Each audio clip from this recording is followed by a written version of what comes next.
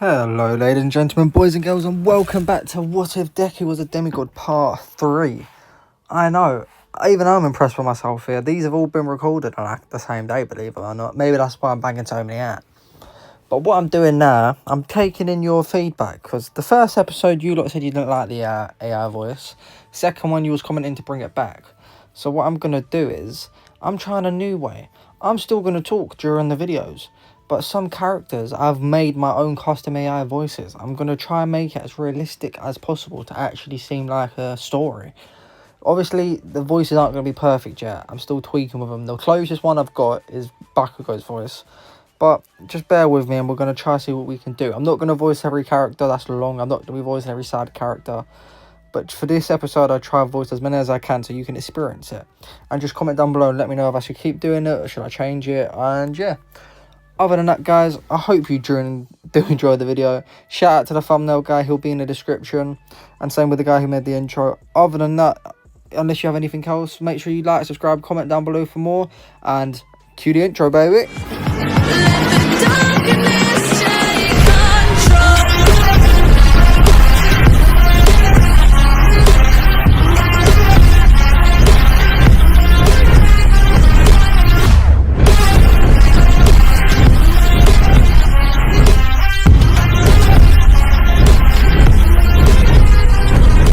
It's been 2 years since that day down by the river. It's been 2 years since the lightning. 2 years since the storm and the rage. Izuku's now 10. He's stronger, calmer, and more in control. He spent every day quietly mastering his powers. Water bends to his will, fire dances in his hands, and lightning no longer controls him. He controls it. But today's in a bat training. It's the last day of school. The classroom buzzes with noise. Kids laughing, chatting, throwing paper balls across the room. Summer's coming and you can feel the excitement in the air. The teacher stands at the front of the room trying to get everyone's attention. His voice cuts through the noise. All right. Settle down, everyone. Before we wrap up for the year, I've got an announcement you're going to love. Tomorrow, we're going on a class trip to the aquarium. The class erupts in excitement. Chairs screech, voices shout, pure chaos. But two boys sit a little calmer in the back. One is grinning like he owns the place. The other, just smiling softly to himself. These two boys are Bakugo and Deku. And Bakugo leans sideways out of his chair, over Deku's desk, and whispers in his ear. Bet you're gonna try and talk to the fish boy. Izuku thinks about what Bakugo said to him and begins to chuckle to himself. And then with a grin on his face, says, Maybe I will, as even a fish must be more fun to talk to than you. The bell rings, but instead of rushing home, the class lines up, bags slung over shoulders, ready for something better than homework. A row of yellow school buses pulls up and waits outside, engines rumbling, sunlight bouncing off the windows. This just isn't the last day of school, it's a send-off. The school trip begins now.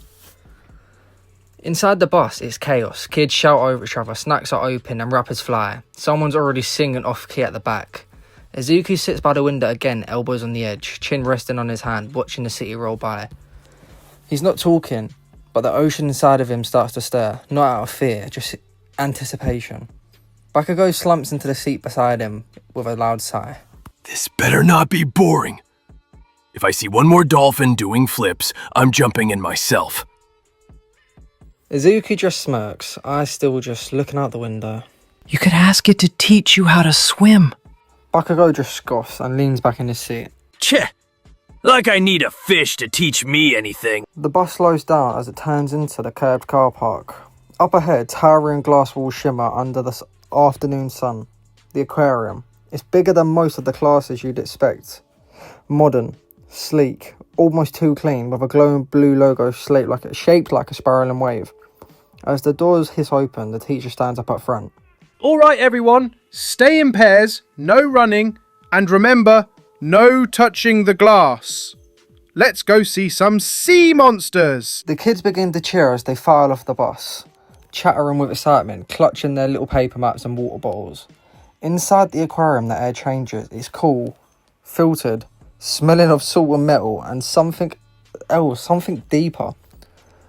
The lights dim as they enter the main exhibit hall. Soft blues and greens ripple across the floor. The walls curve like the ocean waves, guiding them forward. And at the centre of it all, a towering fish tank stretches towards the ceiling. Fish of every shape and colour swirl through the water like a living vortex.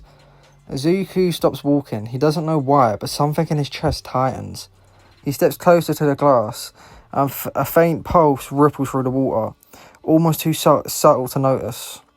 Then, a shadow, right at the bottom of the tank, still hidden behind coral. It isn't moving, but Izuku knows it's watching, and he's watching it. The glass feels colder here. Like the water beyond, it isn't just deep, it's ancient. Izuku leans in, his breath fogging the surface. Somewhere behind him, the teacher is explaining photosynthesis and underwater plants. Kids are laughing. Bakugo's already wandered off, pretending not to care, but Izuku? He's still. The shadow hasn't moved, not an inch, so neither has he. But he feels it. It's watching, it's listening, it's calling out to him. He catches his breath. The water inside the tank, it's not just rippling anymore, it's pulling.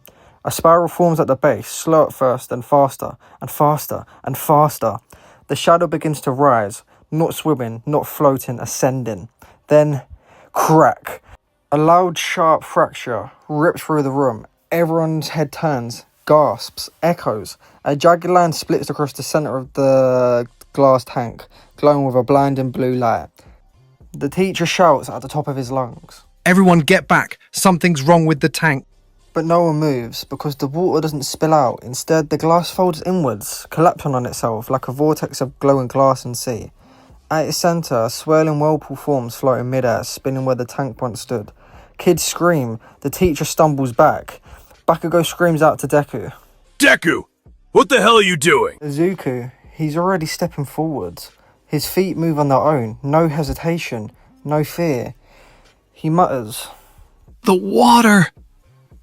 It's calling me. Izuku slowly lifts his hand and reaches out. And the moment his fingertips touch the light, the entire aquarium shudders. Glass vibrates, tanks tremble, water ripples in every direction. Then, in a single breath, he's pulled in. His body vanishes into a spiral of light. No blood, no scream, just silence. Then, bang! The world changes. Everyone sees it, no matter the area, the country, the time, the place. The vortex widens into a circular portal, revealing a scene that shouldn't exist. A deep ocean in ruins, a sunken palace, columns of coral and stone bathed in divine light, and at the centre of it all stood Izuku, floating above a cracked pedestal. Below him, a glowing trident embedded in the stone. He reaches down as the water glides with him, moving him to the current, guiding him to where he needs to be. He wraps his fingers around the handle of the trident. And the moment he does, light erupts, not just in vision but in the room itself. Electricity crackles along the walls. Water lifts from the tank, suspended in glowing orbs. Flames shimmer in the air. Wind howls from nowhere. Izuku's body pulses with power. His birthmarks glow like golden fire. His eyes blaze, one blue, one gold. The room watches in stunned silence, and then, just as suddenly as it begun, he's back, kneeling on the floor, dripping in seawater, a glowing trident in hand. And then, silence. The kind that weighs heavy in the air, like the moment just before a storm, or just after something divine touches the earth. Water drips from Izuku's uniform, pooling beneath his knees. The trident rests in his hand, still glowing faintly, humming with power that doesn't belong in this world. Nobody moves, not the teacher, not the students, not even Bakugo. They all saw it, the vortex, the portal, the ruins, the power. Izuku slowly lifts his head. His eyes, they aren't the same. One still glows with that soft ocean blue he was born with, but the other burns gold. It burns bright. It's unnatural. It's ancient. The trident sparks at his side. A flicker of lightning dances from its tip, fizzling into mist as it touches the ground. Izuku's teacher finally manages to muster the courage to speak and says, Midoriya, what just happened? Izuku tries to think of words to explain what happened, but he can't because he himself doesn't understand what's happened, not yet anyway. He glances around and realises that the crowd of students has formed a loose circle around him, all with their mouths and eyes wide open. Some are backing away, some are reaching for their phones, but Bakugo's voice cuts through the silence. What the hell was that, Deku? Bakugo takes a step forwards. Not with anger, not yet anyway. And not with fear. With admiration. Real admiration. Izuku meets his eyes, and for the first time, Bakugo doesn't see who he saw when they were kids. Bakugo doesn't see Deku. He sees something else, something bigger, something that shouldn't be standing in front of him. It's not in their classroom, not in this world. Something that should be stood above all. But Izuku breaks the silence and says, I think it was waiting for me.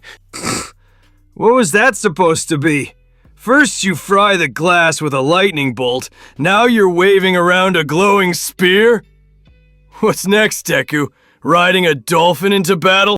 With Bakugo's joke breaking the ice on the awkwardness, the class chuckles nervously, but the fear in their eyes doesn't match the laughter. The teacher clears his throat, trying to restore control, but the truth is nobody knows what to say because nobody's ever seen anything like that in his life. Not in real life anyway, and definitely not from him. Izuku stands silently, the trident now gone, almost like it never existed, but in his chest, it still pulses, waiting. Later that night, Izuku stands in a dark alley behind his house, alone. The moon reflects off the tip of his trident, now fully formed in his hand once again. He swings it once, he swings it twice. Each time the air bends around it like reality knows what it is. He trains silently every night. Water bends to his will, lightning answers his call. And fire is still asleep for now. From this point on, we're going to have a couple week time skips until the UA entrance exams. Thousands of students flood the courtyard, nerves rattling in their bones. The best of the best, all here for a shot at becoming pros. But Izuku Midoriya, he walks in, alone, quiet, but not unnoticed. His name was already known, very well known. When the hospital reported what happened at the aquarium, when the divine energy registered on the sensors, UA was notified immediately. He was accepted on emergency recommendation, but still, he wasn't given a free pass. The principal decided to let him take the test anyway, not to qualify, but to observe. To see what kind of god-tier powers was developing and waking up in this small child. Well, not child anymore, this small boy. We now go to the very start of the exam. President Mike shouting over the crowd. Alright, hero candidates, you know the rules. No time to hesitate. Get out there and show us what you've got.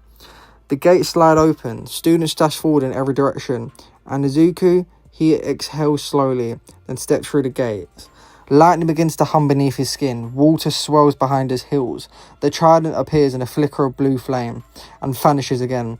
This isn't a test for him. It's a warning to anyone watching that he's here. He's coming. And he's here to stay. The gates slam open. Robots flood the course, steel limbs crushing and gears grinding as they charge towards students. Explosions echo through the air, quirks flash left and right, it's chaos. And then, Izuku moves. Not fast, not flashy, just controlled. He waves his hand, a wave bursts up from the ground, surging through a cracked pipe beneath his feet. He rides it forward like a current, eyes locked on a three-pointer ahead. And wham! He leaps lightning arcs from his fingertips, electrifying the water mid-air. The shock overloads the bot sensors, it collapses in a smoking heap. We go to the observer room inside UA. High above the arena, Aizawa, Nezu and All Might watch slowly. Aizawa, in shock, says, He's not even going full speed.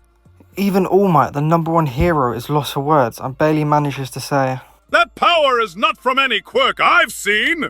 Nezu, who was also observing, begins tapping the glass. It's divine. Literal classification. Anomaly, whatever he's wielding, it's beyond the standard quirk biology. But we now go back to the arena where a four-pointer lunges at Izuku from the side. He doesn't flinch. The trident flashes into his grip, summoned in a blink. He twirls it once, then drives it through the bot's core. Steam erupts as the robot explodes behind him, the force rippling outwards. The other students stop to watch. Even Bakugo mid-air with palms flaring glances over and scoffs. When the hell did he get that strong? A mechanical siren blares. 30 seconds remaining. Izuku doesn't stop. He knows they're watching. He knows this is more than a test. This is a message to the world, to UA, to the gods. He's not just a candidate, he's a force. With one final strike, he spins his trident into the ground. Light bursts from the tip, sending a shockwave outwards. 4 robots collapse in its wake. The buzzer sounds. Silence. Then applause. But Izuku doesn't smile. He just stares at his hand as the trident fades from view. And somewhere deep inside him whispers, It's nearly time. You will meet me soon, my son. Deku thought it was over, but the buzzer blared.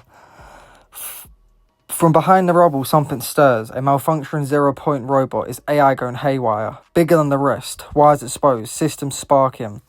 Its targeting systems lock onto the closest heat signature. A girl with a flotation quirk, or gravity quirk that Deku noticed before. She's limping, ankle twisted, trying to crawl away. The girl panics. She screams, "Wait, someone, help!" The robot's arm lifts high, ready to slam and crash down. But then, boom. A binding flash erupts from the side. Izuku breaks through the debris, riding a surge of water that curves around him like armor.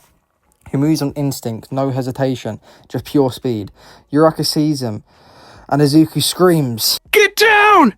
Deku dives down, trident spinning into his hand midair, and slashes upwards. The robot arm explodes, flung sideways by a blast of pressurized water and lightning. The shockwave knocks them both off their feet. Deku grabs Uraka, spinning to shield with his body. They land hard, rolling across the ground. Then silence. The robot crashes down, lifeless, and its core slices through. Deku opens his eyes to see the girl on his chest crying, saying, "Thank you." Anyway, guys, I hope you did enjoy. That's where I'm going to have to leave this episode here. Tell me what you think. What is the AI saying? Do you like the new voices? Should I keep doing it? I think I've discovered a new style. But obviously, it's up to you lot. Just comment down below. Actually engage with the community. Other than that, guys, hope you did enjoy. And make sure to like, subscribe, comment down below to never miss another video. And other than that, see you in a bit. Love.